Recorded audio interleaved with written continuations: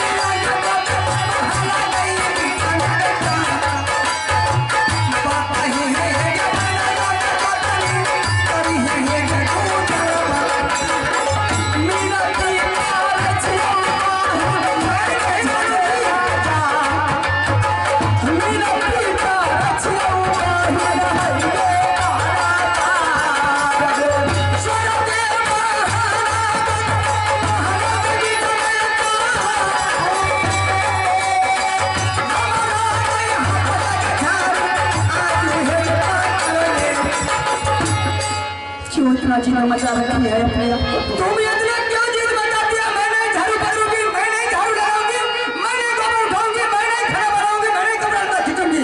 क्या बात है तुम? जिस तरह से मैंने महल आई हूँ उस तरह से घर का काम मैं करती हूँ।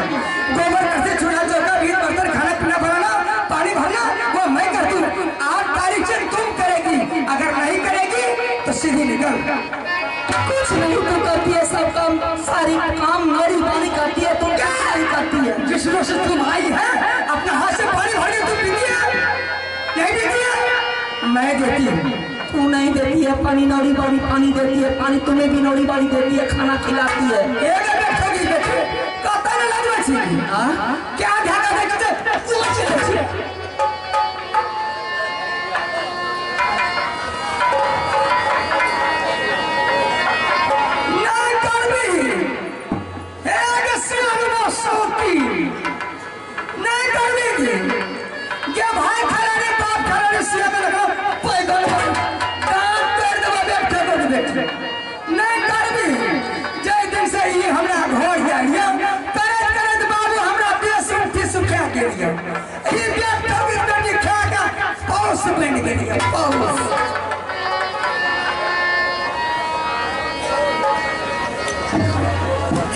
झाड़ोगे नहीं पकड़ में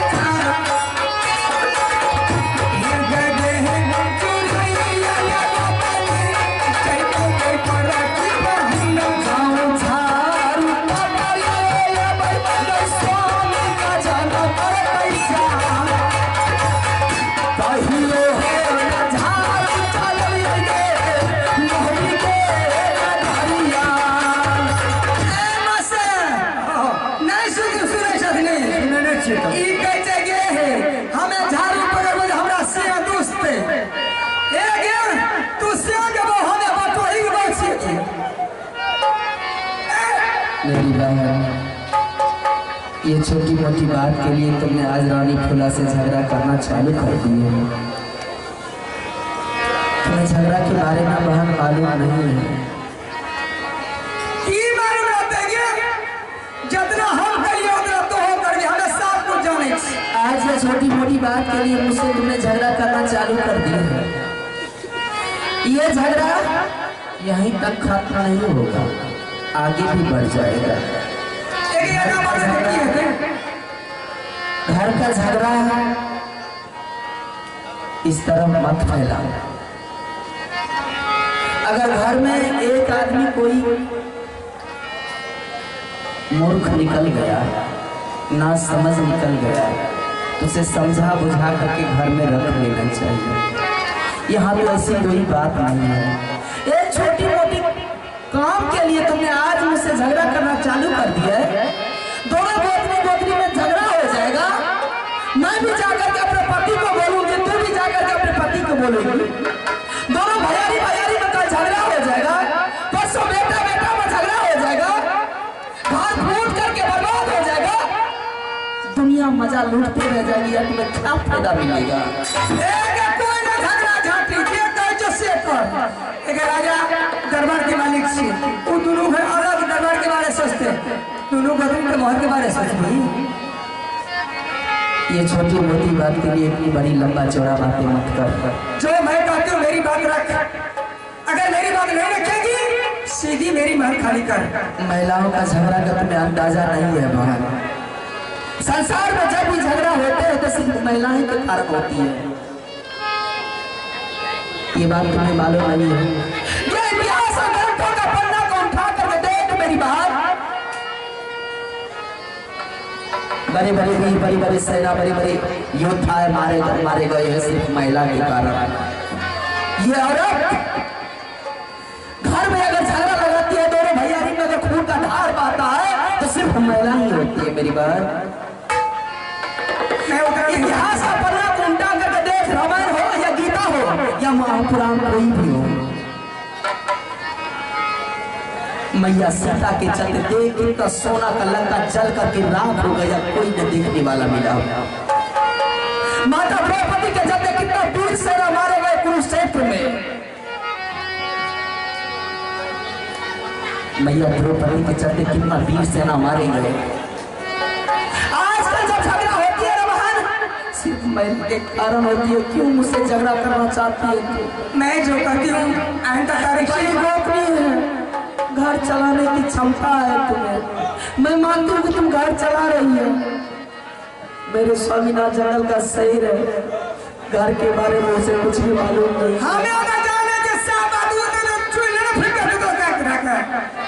आगे क्या हाथ रहता है प्रजा दिन हम चलिए जो मेरा अपनों से क्या रखा है। एक चीज खराब से अगर एक दिन क्या कहता तो कोई खाएगा तो 17 दिन भीतर तोड़ देता वो हम देखेंगे।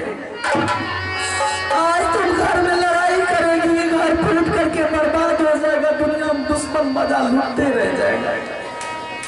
क्या फायदा है तुम्हें लड़ाई करने से? अगर तुम्हें विश्वास नहीं होती है ना कि मैं काम ठीक है, मैं काम करूंगी। मेरे स्वामीनाथ का जंगल शिकार में खेलने के लिए जो मुझे हाथ पकड़ के डोली में सजा करके दुल्हन बना करके लाए थे वो भी खिला। आज उसको आने दे, आज मैं अपनी बात रखूंगी कि स्वामीनाथ इस तरह का वातावरण है, बोलती इस तरह का वातावरण होने से घर फूट करके बर्बाद हो जाएगा।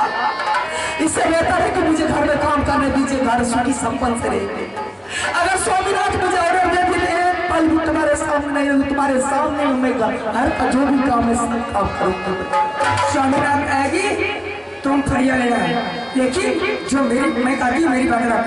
चल झाड़ी पकड़, हे गे झाड़ी गे पकड़ ले छोटा की, हे गे पलक के हाथ कैसे गे जा,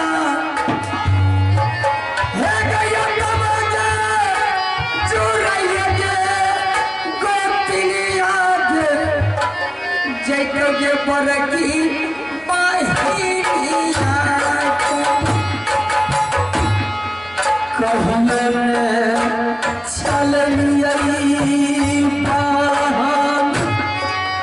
ससुराल में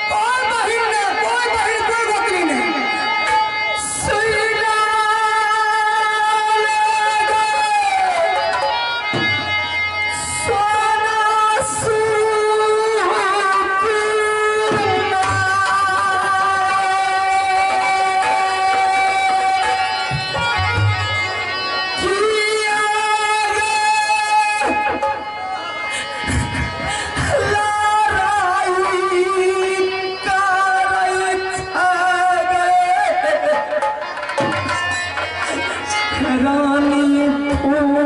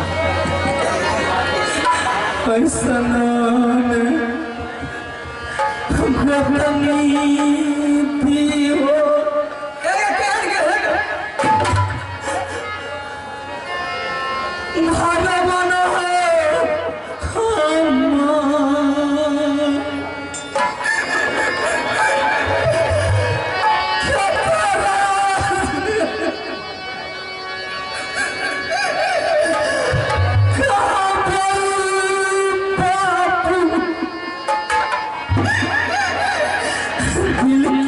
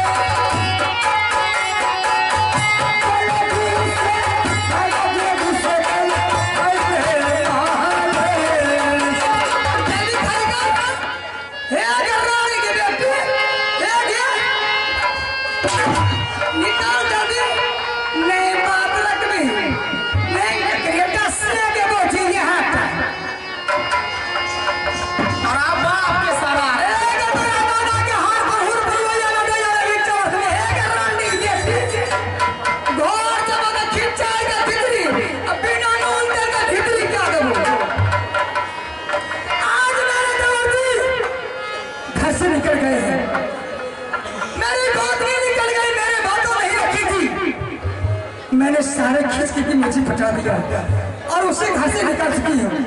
मैं घर में अकेली हूँ, मैं जरूर राज करूंगी। मेरी बात नहीं रखी थी इसलिए मैंने उसे कत्ल करके मैं भेजा हूँ। हे चला लो रे नगलिया सोनमा महाना रे चाली रे चाली रे नगलिया सोनमा गंगा तेरा महल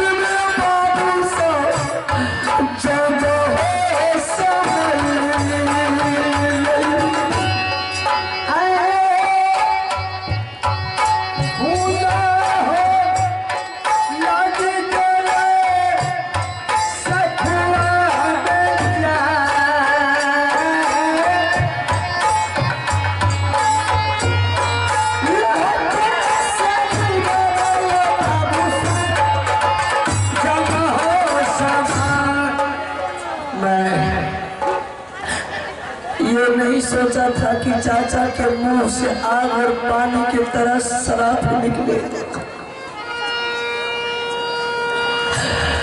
अगर मैं ये सोचता कि चाचा के मुंह से आग और पानी निकलता है तो उस वक्त चाचा जी को अपना बेटा दे देता।